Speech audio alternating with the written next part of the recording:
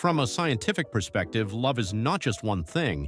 It is divided into different phases, and the first phase is often short-lived and highly intense. This phase is what we call passion. Passion, from the brain's point of view, resembles a kind of temporary madness with characteristics of stress, obsession, and compulsion. Love is probably the feeling that has fascinated human thought the most over centuries. All the great mythologies, such as Norse and Greek mythology, and all the great religions like Christianity, Islam, Hinduism, and many others, have delved deeply into the topic of love. In philosophical thought, Plato was the first to write a major work on love called The Symposium, which is one of the most beautiful books in the history of philosophy. After him, almost every great philosopher explored the subject, such as Aristotle, Epicurus, Schopenhauer, Nietzsche, and Foucault, just to name a few. In art, the omnipresence of love is undeniable. Just think of Shakespeare or even contemporary cinema, where even in movies about dinosaurs or alien robots, they somehow manage to slip in some romance. But far from being something metaphysical or outside the body, love is the result of changes in brain function and is generally divided into specific phases, with passion being the first. It is characterized by great intensity and short duration. So what happens inside your brain and body when you're in love? Like every emotion, passion is regulated by what we call endocrine factors, meaning it is controlled by the action of hormones and neurotransmitters, which are chemicals. These chemicals have a general effect on the body and a specific effect on the brain. When you're in love, two hormones are especially involved: oxytocin and vasopressin. These hormones play various roles in the human body, but during passion they function as neuropeptides, small chemical compounds that act locally in certain brain circuits. The action of oxytocin and vasopressin is associated with attachment and the connection formed between partners. It also explains why someone in love has a strong preference for a specific person, making them appear unique and irreplaceable. Moreover, oxytocin and vasopressin receptors are found in the brain's reward circuits. Reward involves two elements: motivation and pleasure. For example, high-calorie foods like dessert, drugs like cocaine, or even challenging activities like reading an intriguing book or working on a professional project are all highly rewarding stimuli.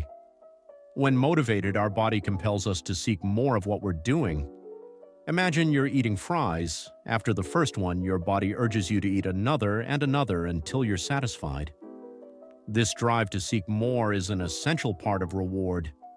Another element is pleasure, the subjective sensation associated with the rewarding stimulus. With fries, it's the joy of eating them.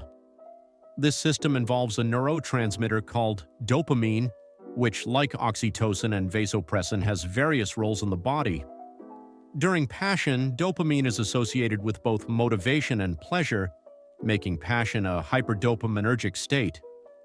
In other words, dopamine circuits in the brain, known as the mesolimbic dopaminergic pathways, are hyperactive, causing an increase in energy, desire, and excitement. Another chemical involved in passion is serotonin. Interestingly, during passion, serotonin levels drop, a phenomenon also seen in obsessive-compulsive disorder, OCD. Passion shares some obsessive and compulsive characteristics. For example, thoughts of the person you love intrude even when you don't want them to, and you can't seem to get enough time with them. Studies show that people who take selective serotonin reuptake inhibitors, SSRIs, a type of antidepressant that increases serotonin levels, tend to experience less intense symptoms of passion. Another hormone involved is cortisol, commonly linked to stress responses. Passion increases cortisol levels, which explains why you might feel euphoric, anxious, and insecure. Symptoms of passion, like a racing heart and altered digestion, mirror those of stress. You might also lose your appetite or have trouble sleeping because of hypervigilance, another stress response. Another fascinating effect of passion is the inhibition of the brain's prefrontal structures, areas just behind your forehead. To give you an idea of what this means, alcohol also inhibits these structures, making you more impulsive and less able to foresee the consequences of your actions. This is why people often make poor decisions while drinking, such as sending regrettable messages or making questionable choices. Similarly, the inactivation of the prefrontal cortex during passion can lead to impulsive decisions, like getting a tattoo of your partner's name.